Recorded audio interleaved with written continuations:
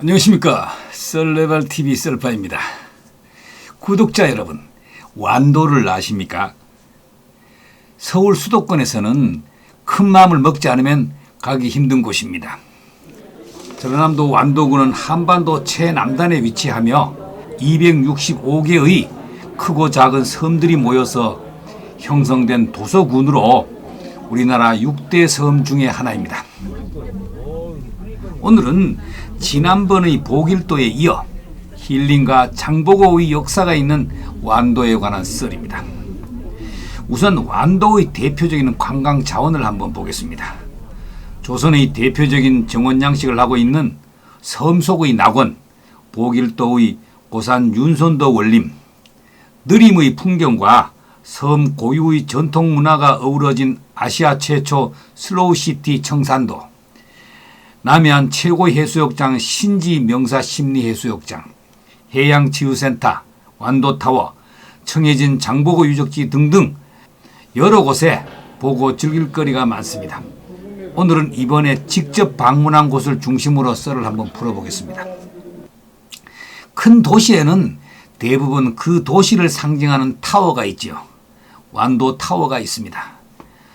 동망봉에 올라가니 계절감을 고려한 국화 및 야생화 정원으로 다양한 종류의 꽃들을 식재하여 아름다웠습니다.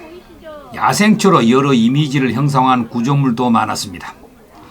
2008년 9월에 준공된 완도타워는 51m의 전망층에는 영상 모니터와 전망 쌍안경이 설치되어 있습니다. 다도해의 아름다운 전경과 영암의 월출산과 제주도까지 한눈에 바라볼 수 있는 완도의 명소입니다. 또한 완도타워의 외부에는 경관 조명을 설치하여 야간에도 타워의 아름다운 모습을 볼 수 있도록 연출하였으며 매일 환상적인 레이저 쇼를 볼 수 있다고 합니다.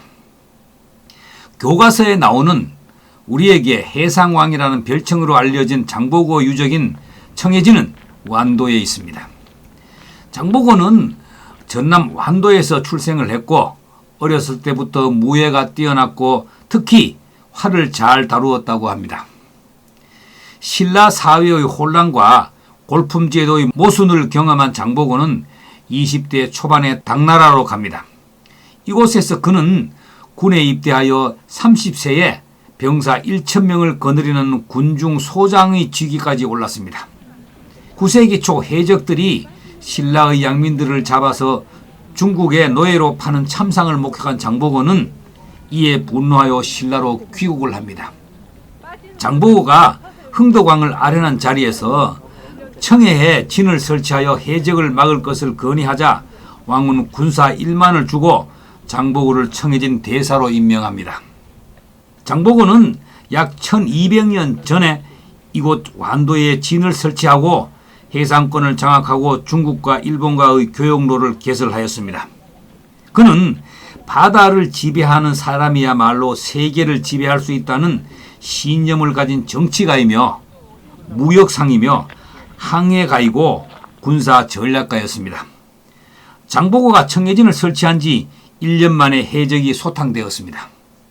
세계 무역의 한 축을 담당하던 동북아시아의 단일 경제권을 구축했던 장보고는 841년 신라 정부가 보낸 자신의 부하였던 염장에게 암살당하며 그 파란만장한 생을 마감하였습니다. 참고로 염장 지르다는 어원은 여러 가지 썰이 있죠. 그 중에 하나가 장보고가 자신의 신복이었던 염장의 칼에 암살당하면서 이를 빗대어 아픈 일을 당하면 염장이 칼을 지른다는 표현이 나왔다는 썰도 있습니다. 그로부터 10년 후 청해진 또한 역사 속으로 사라지고 동아시아 해상의 패권은 송나라 상인과 아라비아 상인들에게 넘어가고 말았다고 합니다. 완도 장자리 앞바다에 전복을 엎어놓은 듯 둥글럽적한 섬 장도가 있습니다. 마을에서 장도까지 거리는 약 180m쯤 되고 하루 2차례씩 썰물 떼는 바닥이 드러납니다. 때마침 물이 빠져 바닥으로 걸어갈 수 있었습니다. 물론 나무 데크 다리도 이어져 있기도 합니다. 이곳은 1984년 완도 청해진 유적은 사적 308호로 지정되었습니다. 장도는 30분이면 한 바퀴 정도 돌 수 있는 작은 섬이지요. 당시 이용된 것으로 추정되는 우물과 비롯해서 성문과 성벽 사당 등의 철저한 고증을 통해 옛 모습 그대로 복원되어 있었습니다. 이곳에서 통일신라시대 연화 문수 막새, 청동 허리띠 장식, 동이 등을 비롯해 당나라 시대 해무리굽 청자편, 백자편 등의 많은 유물이 출토되었습니다. 해안으로 내려서면 청해진 유적지가 발견되는데 큰 역할을 담당했던 목책들이 일렬로 나란히 묻혀있는 모습도 확인할 수 있었습니다. 청해진 유적지가 발견됨으로써 그동안 문헌으로만 전해졌던 해상왕 장보고 대사의 흔적들이 후세에 널리 알려지게 되었습니다.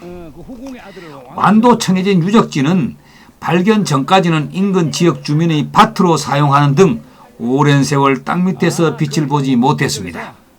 그러다가 1959년 역대 한반도에 가장 큰 피해를 끼친 태풍 사라 이후에 드러난 목책 등으로 인해 비로소 세상에 알려지게 되었습니다. 이후 1991년부터 96년 사이에 국립문화재연구소의 철저한 발굴 조사를 통해 지금과 같은 모습으로 복원되었습니다.